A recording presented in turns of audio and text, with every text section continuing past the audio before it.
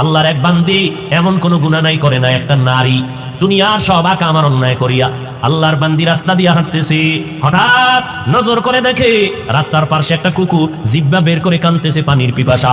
আল্লাহর বান্দি জাহান্নামী গুনাহগার দৌড়াইয়া চলে গেল পানির নিকটে, পানি আইনা কুকুরের পান করাবে, কিন্তু পানি নেওয়ার মতো কোনো পাত্র নাই।